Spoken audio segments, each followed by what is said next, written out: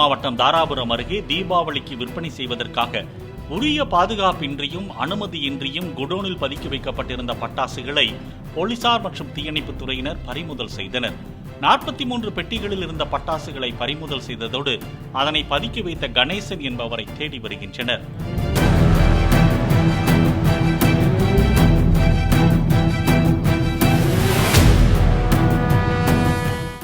Play store மற்றும் app ஸ்டோரில் இருந்து பாலிமர் செயலியை QR கோடு மூலம் பதிவிறக்கம் செய்யுங்கள். செய்திகளை உடனுக்குடன் பெறுங்கள்.